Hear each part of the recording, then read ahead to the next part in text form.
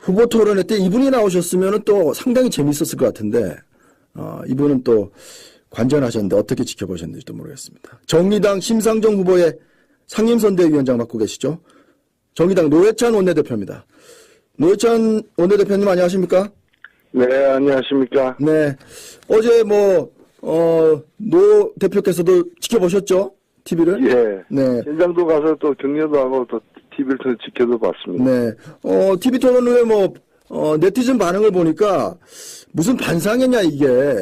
그런 냉소적인 반응도 있었고, 그런대로 좀, 열띤 공방이 오가서 나름대로 괜찮았다 이런 평가도 있었는데, 우리 노 의원께서는 어떻게 지켜보셨습니까?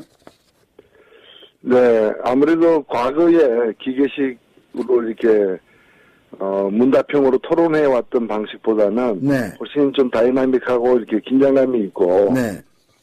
저는 자유로운 토론이 더 좋았다고 봅니다. 네. 다만 이제 지난번 1차 토론보다는 훨씬 더 이제 룰을 갖다가 이게 열어놓았거든요. 네, 그렇죠. 규제 없이 이제 큰 주제 2개를 가지고 각각 45분씩 이제 마음대로 토론하도록 했는데, 네. 너무 이렇게 좀 중구난방으로 얘기하다 보니까. 맞습니다. 네. 예, 깊이도 없고, 오히려 상당히 어지러웠어요. 그래서. 맞습니다. 네. 토론 방식 자체는 좀 좋은 토론 방식인데, 네. 2명이 할 때 이 토론 방식을 하면 상당히 좋을 것 같아요. 네. 저도 이제 5명이 하다 보니까, 5명이 서로 다 총을 빼들고, 다, 나머지 4명을 해서 다 쏘는 형국이어서, 네. 굉장히 복잡하고 좀 어지러운 상황이, 그래서 이 토론 방식도 한번 평가가 다시 필요할 것 같아요. 그러니까요. 저도 이제, 지금 노 의원께서 얘기한 거와 좀 공감하는 바인데, 이 고품격 토론이 좀 되기 힘들었고, 상당히 좀 중구난방이었다. 이렇게 좀, 저도 느꼈는데, 그래도 이제, 가장 잘한 후보, 못한 후보, 최고의 후보, 최악의 후보를 좀 꼽아주신다면, 누구를 꼽으시겠습니까? 글쎄요, 어제 제일 많이 당한 사람이 문재인 후보인데, 네. 결과적으로 보면은 모든 후보가 문재인 후보를 공격함으로써, 그랬죠. 문재인 후보가 가장 앞서 있다는 것을 확인시켜주는 셈이 된 게 아닌가. 네. 일부 언론에서는 이제 결국 양강으로 보도를 해왔거든요. 네. 이번 선거를 양강 구도로 보도해왔는데, 어제 서로를 보면 양강 구도가 아니라 1강 1중 3약이다. 1강 1중 3약이다. 예, 그래서, 네. 문재인 후보는 공격을 제일 많이 당했지만, 네. 역으로 보자면 공격을 제일 많이 당함으로써 가장 앞서 있다는 걸 좀 증명해보인, 예, 그런 측면도 있는 것 같고요. 네. 예, 그래서, 나름대로 또 공격을 많이 받아서 선방을 한 것 같고, 또, 공격수로는 이제, 심상정 후보. 네. 그리고 유승민 후보가 이제 실력을 많이 이렇게 유감없이 보여줬다 생각됩니다. 최악의 후보는 누구였습니까? 최악의 후보는 이제 제가 볼 때는 홍준표 후보. 홍준표 후보입니까? 예, 본인 원래 실력도 안 나오는 것 같고. 네. 너무 이게 지지율도 떨어지고 하니까 이제 거의 반쯤 포기한 상태에서 이렇게 질문도 많이 소외당하고 시간도 많이 남아가지고. 네. 그냥 한담이나 하고 그렇게 한 것 같아요. 네. 어제 이제 설거지 발언이죠. 일종의 여자만 집안일 해야 된다. 이걸 갖고 이제 공방에 오가다가 심상정 후보께서 스트롱맨이 아니고 나이롱맨이다. 홍준표 후보를 향해서 이런 또 지적도 하긴 했는데, 홍준표 후보가 아무래도 조금 소외받은 측면이 있었어요. 예, 제가 볼 땐 그런 발언은 정말 자격 상실의 발언입니다. 네. 그런 발언을 하는 분이 이제 어느 당이든 어느 정파든 대선 후보 나와서 하는 것 자체가 좀 저는 후보 자격 제한부터 해야 되지 않나 싶습니다. 네. 심상정 후보께서는 문재인 대표한테 상대적으로 상대적이라고 할 것도 없이 상당히 각을 세우셨는데 또 문재인 후보 지지층에서는 심상정 후보가 좀 도와주지는 못할 망정 저렇게 공격적으로 나오냐 이런 또 서운함도 가지고 말이죠. 그런 것도 나왔다는 얘기가 있는데 어떻습니까? 시간이 충분하지 않다 보니까 한 후보에 대해서 이렇게 비판할 부분 비판했으면 다른 후보에 대해서 얘기할 수 있는 기회가 없다 보니까 국가보안법 논란 같은 거는 네. 사실은 문재인 후보보다는 다른 어떤 새누리 출신 후보들, 네. 과거 구새누리당 출신 후보들에게 더 많이 공격을 해야 되는데, 네. 미처 시간 배분이 그렇게 좀 안 됐던 게 좀 아쉽고요. 네. 그리고 적폐와 관련해서도 지난 10년, 노무현, 김대중 10년보다는 좀 이명박 박근혜 10년, 최근 10년에 더 많이 후퇴를 했기 때문에, 네. 그 부분에 더 초점을 맞춰야 되는데 이 역시도 네. 뭐 시간 배분이라는 게 한 번 발언하면 뭐 발언 시간이 반이 지나가고 하니까 네.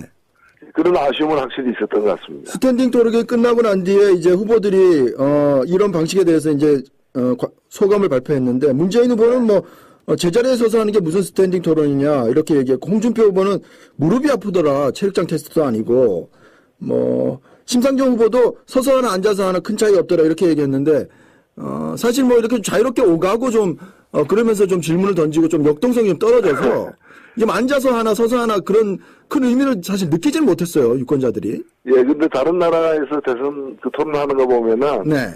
두 명이 서서 할 경우에는 실제로 좀 오가기도 합니다. 가까이 다가서. 근데 5명이 오가면은요, 이게 완전 뭐 시장판이 돼가지고. 네.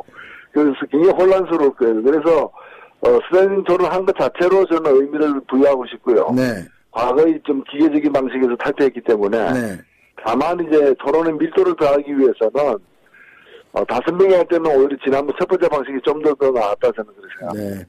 어쨌든 어제 심상정 후보가 문재인 후보에게 상당히 각을 세웠기 때문에 이번 대선 레이스를 끝까지 완주할 것이라는 의지를 또 보여준 것 아니냐는 그런 또 그 행간의 의미를 읽을 수가 있었는데 이번 대선은 뭐 심 후보도 그랬지만 고속도로에 들어선 이상 뭐 결승점까지 끝까지 간다 이렇게 봐야 되겠습니까? 예, 문 후보에 대해서 공세적으로 나가는 것과 완주 문제는 사실은 관련이 없고요. 네. 저희들은 그걸 넘어서서 이미 정권교체가 이루어졌고 보다 더 진보적인 방향으로 정권교체가 되기 위해서는 네. 심상정 후보 같은 분들이 이제 득표가 더 많아져야 된다는 그런 입장이고요. 네. 그래서 지금은 뭐 레이스 완주 여부를 따질 때는 이미 지나지 않았는가. 네. 어느 정도 더 이 진보적 가치 또 진보적 정책의 우위성을 갖다가 좀 설득력 있게 유권자들에게 말씀드릴 수 있느냐 그게 관건이라고 봅니다. 네. 앞서 이제 1강 뭐 1중 3약이다 이렇게 표현하셨는데 토론회 말고 전체 그 지지율이라든지 이렇게 놓고 봤을 때 지금 현재 판세를 어떻게 보십니까? 네, 뭐 막판 변수가 있긴 합니다만은 네. 제가 볼 때는 뭐 후보들 간의 어떤 이 대립 구도로서의 이 판세는 이미 굳혀졌다고 보고요. 네. 이것이 이제 막판에 변화할 수 있느냐의 부분은 이른바 보수 대연합. 네. 모든 이제 범보수 진영이 후보를 단일화하는 방식의 그런 이제 대연합이 이루어진다면은 판세는 흔들릴 수 있는데. 네. 그럴 가능성은 좀 적어 보인다 이렇게 생각됩니다. 알겠습니다. 예를 들면은 뭐 홍준표 후보, 유승민 후보가 동시에 다 사퇴하는 네. 특정 후보를 지지하면서 그런 일의 가능성이 높아 보이지 않는다는 말씀입니다. 네. 지금 또 관심 가는 게 이제 제3지대 예전 후보들의 어떤 행보인데요. 홍석현 전 중앙일보 회장은 일전에 그 언론 인터뷰에서 누가 대통령이 되든지 간에 노동장관에 심상정 의원이나 노회찬 의원을 앉혔으면 좋겠다. 그렇게 해서 노동정책을 좀 펴나갔으면 좋겠다. 이런 발언을 하셨는데 이 부분은 어떻게 받아들이십니까? 심상정 후보는 지금 대통령이 되겠다고 출마를 했는데 노회찬 장관을 알선하면은 노회찬 의원에게 노동장관에 대한 나중에 이제 통합정부 뭐 연대 얘기가 나오니까요. 그런 제안이 온다면 받아들이시겠습니까? 제가 지금 심상정 후보 대통령 만들기 위한 상임선대위원장이기 때문에 네. 예, 저에게는 적절치 않은 질문이라고 판단하고요. 네. 저는 오히려 말씀을 나온 김에 이제 선거가 중반으로 접어드는데 네. 이번 이 선거를 통해서 출범하는 정권은 인수위 기간도 없이 바로 출범하지 않겠습니까? 그렇습니다. 그리고 누가 되더라도 여소야대 국면인 건 사실이지 않습니까? 네. 그렇다면은 5월 9일 그날 당일부터 5월 9일 대통령이 되는 그 순간부터 시작해서 바로 5월 10일부터 시작되는 대통령 임기를 어떻게 이제 운영해 나갈 것인지. 네. 국정 운영에서 뭐 어떤 세력과 어떻게 좀 협치를 하고 또 어떤 방식으로 이렇게 정부를 꾸려나갈 것인지에 대한 좀 상세한 안을 5월 9일 이전에 내놔야 되거든요. 네. 그래서 어제 토론에도 그런 것들이 이제 빠져서 좀 상당히 좀 아쉬웠는데 네. 향후에 어떤 몇 차례 토론이 이제 3차례도 남았기 때문에 네. 그 토론에서는 좀 중장기적으로는 개헌을 어떻게 처리할 것인지. 네. 다들 이제 내년까지 개헌한다고 했는데 그럼 그 내용에 대해서 좀 상세히 말씀을 좀 내놔야 될 것 같고요. 네. 방금 말씀하신 그런 이제 전국 운영의 방향, 방식, 내각을 어떻게 짤 것인가 등에 대해서도 네. 현 수준에서 할 수 있는 최대의 구체적인 방안을 내놓고 국민적 평가를 받는 것이 필요하다고 봅니다. 네. 앞서 이제 문재인 후보가 토론회에서 뭐 앞서고 있다는 걸 증명한 토론회였다 그러면서 문재인 후보 쪽에 약간 이제 방점을 좀 찍어주셨는데, 국민의당 입장에서는 노회찬 의원이, 국민의당은 좀 많이 때리고, 그래서 이제 뭐 때리는 시어머니보다 말리는 신누이가 더 밉다고 노회찬 의원을 상당히 미워하는 것 같아요. 그건 어떻게 받아들이십니까? 아니요, 국민의당에서 저를 미워할 이유는 없고요. 그리고 네. 저는, 정의당 소속으로서, 네. 당연히 저는 박근혜 대통령과 함께한 세력을 제일 많이 비판하고, 네. 그 다음으로는 과거에 또 이렇게 집권한 경험이 있는 쪽을 그 다음으로 차등해서 비판하는 거고, 그 점에서 저는 민주당이나 국민의당이나 다를 바가 없죠. 오히려 국민의당이 사드 문제라거나 이런 데에 대해서 일관성 없는 태도를 워낙 보여왔기 때문에 네. 제가 좀 더 많이 언급을 한 거죠. 네. 제가 많이 때린 것이 아니라 안철수 후보 쪽이 매를 더 많이 번 거다, 저는 그렇게 생각합니다. 일전에 뭐 안철수 후보가 재수 아니고 삼수를 해야 된다 이런 말씀도 하셔서 뭐 국민의당 쪽에서 포지션 자체가 네. 저는 사실 진보 진영인데 포지션 자체가 진보 한편으로는 왼손으로는 진보 손을 잡으면서 오른편으로는 보수를 또 최대한 많이 껴안으려고 하고 있지 않습니까? 네. 당연히 제가 더 많이 비판할 수밖에 없는 거죠. 네. 어제 그 안철수 후보의 토론은 어떻게 뭐 1차 때보다 좀 나아졌다고 평가하십니까? 어떻게 보셨습니까? 저는 대동소이하다고 봅니다. 1차 때는 워낙에 긴장을 많이 해가지고 네. 이 표정에 역력히 드러났는데 네. 그 부분은 좀 나아졌지만은 네. 좀 토론에서 익숙치 않은 것 같아요. 그러니까 네. 자신의 뜻을 갖다가 확실하게 얘기하거나 상대의 허점을 확실하게 짚어야 되는데 네.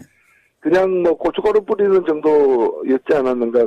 그래서 토론을 통해서 안철수 후보의 새로운 면모 또 새로운 비전의 발견 이런 것을 얻기가 어려웠다 이렇게 생각됩니다. 네. 앞서 이제 홍석현 전 중앙일보 회장 얘기 잠깐 했었는데 홍석현 전 회장은 언론 인터뷰에서 문재인이 될 가능성이 좀 높다 이렇게 얘기했고, 그리고 민주당을 탈당한 김종인 전 대표는 안철수가 분위기가 좋다, 이대로라면 안철수가 좀 가능성이 있지 않냐 이렇게 얘기했는데, 이런 어떤 밖에 계신 뭐 원로라고 할까요? 이런 분들의 관전평에 대해서는 어떻게 보고 계십니까? 예, 글쎄요, 다 그분들이 판단이 있으시니까 네. 그런 말씀을 하는 거라고 보고, 네. 오히려 누가 이길 것 같다는 그런 측면보다도 어떤 정부가 탄생해내고 또 누가 되든 가장 먼저 해야 될 일이 무엇인가 이런 데에 대해서 좀 조언들을 많이 해주시면 좋겠어요. 네. 어제 이제 정책적인 부분에서 이제 뭐 최저임금 10,000원을 인상하는 문제가 나왔었는데, 안철수 후보는 이제 2022년까지 인상한다는 거는 뭐 그냥 둬도 인상이 되는 건 아니냐 이렇게 이제 심상정 후보가 공격했는데, 네네. 이 부분은 좀 안철수 후보가 조금 미진하다 이렇게 보십니까? 그렇죠. 최저임금에 대해서 언급한 거는 이제 그만큼 그럴 필요성이 있어서 언급한 것일 텐데. 네. 지난 이제 10년간의 어떤 연평균 최저임금 인상률을 갖다가 적용해 보면은. 네. 누가 대통령이 되든 자동적으로 2022년 이전에, 최저임금 10,000원이 도달이 됩니다. 네. 그러니까 이걸 가지고 공약이라고 얘기할 수는 없는 거죠. 네. 공약이라면 이걸 좀 앞당길 수 있는 방안을 내놓는 게 공약이어야 되는데. 네. 그런 면에서 공약이라고 할 수 있는 것은 심상정 후보가 가장 적극적인 공약을 내놨다고 볼 수 있는 거죠. 네. 그리고 어제 이제 심 후보가 방송기자클럽에서 토론회죠. 거기서 이제 귀족 노조 문제, 대기업 노조 문제 얘기했는데, 사실 이제 국민들은 뭐 기업의 낙수 효과, 그러니까 기업이 잘 되면 중소기업이나 국민들이 다 잘 된다 이런 어떤 믿음이 좀 있었는데, 이제 그런 믿음이 지금은 좀 깨진 상태고요. 그리고 대기업 노조나 이런 노조를 바라보는 것도 사실은 그런 노조들이 잘 되면 비정규직이라든지 이런 분들도 잘 될 거라고 생각했는데, 뭐 그런 낙수 효과가 없기 때문에 그런 귀족 노조나 대기업 노조에 대해서 상당히 좀 비판하는 인식을 가진 국민들이 많은데, 이 부분은 앞으로 어떻게 접근해 나갈 생각이십니까? 저는 한 기업 내에서 고임금을 받는 그런 정규직 노동자와 예, 차별을 받는 비정규직 노동자 문제를 해결하는데 네. 정규직 노조의 책임은 더 크다고 생각됩니다. 네. 그리고 일까지 잘했다고 볼 수 없고요. 네. 그리고 더 양보를 할 부분은 양보해야 된다고 보는데 네. 완전히 다른 두 기업, 큰 하나의 기업과 또 작은 하나의 기업, 사정적으로 다 다른 기업, 그 간의 격차도 지금 무시 못할 격차가 있거든요. 네. 이 격차와 관련해서 대기업 노조가 책임을 질 방법이 없어요. 네. 사실은. 네. 오히려 이 부분은 정부가 좀 뭐 양보해야 되지 않냐 이런 이제 얘기가 나오는 이 거니까. 공유자를 갖다가 쓴다거나 세금을 더 많이 받아서 배분한다거나 하는 그런 어떤 더 큰 스케일의 어떤 정책 전환이 필요하다 이렇게 생각됩니다. 네. 심 후보는 어제 이제 대기업 노조를 뭐 당선된다면 대기업 노조를 뭐 설득하고 그런 일에 앞장서겠다 이렇게 말씀을 하셨더라고요. 예, 물론 그렇죠. 대기업 노조가 앞으로 더 사회적 책임을 더 많이 져야 되는 데 대해서는 뭐 전적으로 공감입니다. 네.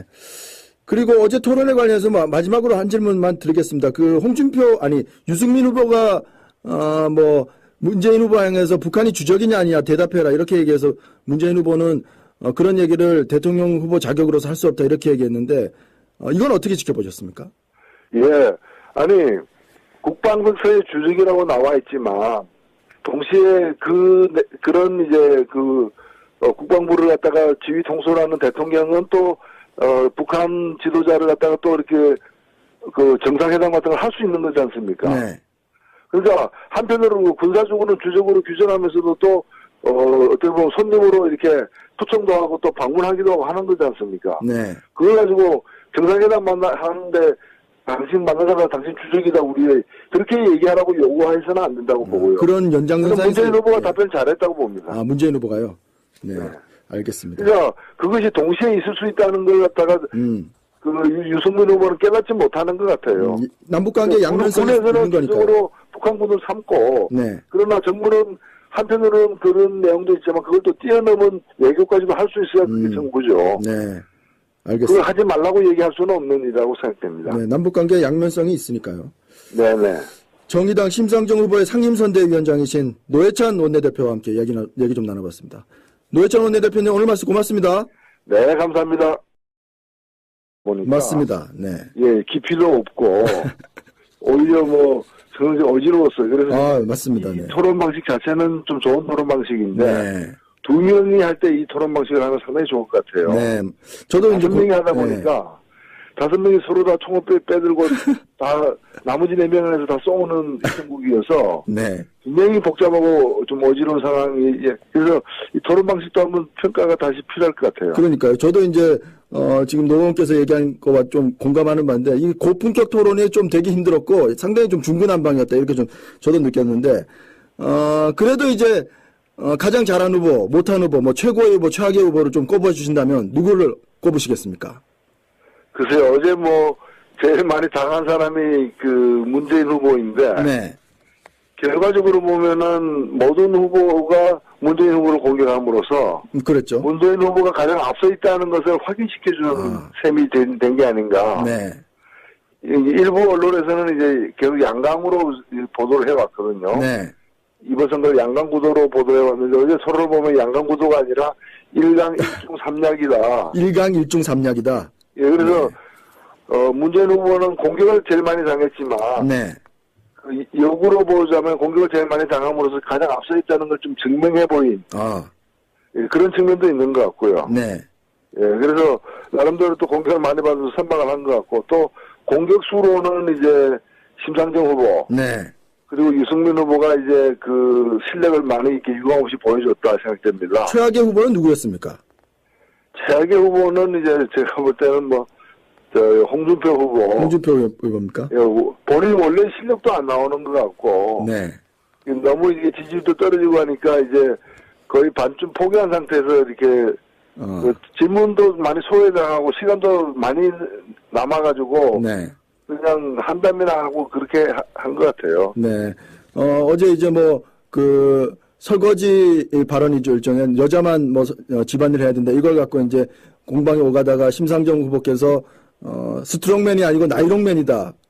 홍준표 후보를 향해서 이런 또 지적도 하긴 했는데, 홍준표 후보가 아무래도 조금 소외받은 측면이 있었어요. 예, 제가 볼 땐 그런 발언은 정말 자기 상실의 발언입니다. 네. 그런 발언을 하는 분이 이제 뭐 어느 당이든 어느 정파든 그 대선 후보 후보 토론회 때 이분이 나오셨으면 또 상당히 재밌었을 것 같은데, 이분은 또 관전하셨는데 어떻게 지켜보셨는지도 모르겠습니다. 정의당 심상정 후보의 상임선대위원장 맡고 계시죠? 정의당 노회찬 원내대표입니다. 노회찬 원내대표님 안녕하십니까? 네, 안녕하십니까? 네. 어제 노 대표께서도 지켜보셨죠? TV를? 예. 네. 현장도 가서 또 격려도 하고 또 TV를 통해 지켜도 봤습니다. 네. TV 토론 후에 네티즌 반응을 보니까 무슨 반상회냐 이게.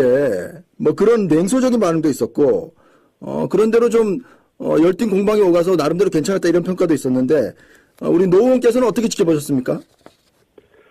네, 아무래도 과거에 기계식으로 이렇게 문답형으로 토론해 왔던 방식보다는 네. 훨씬 좀 다이나믹하고 이렇게 긴장감이 있고 네.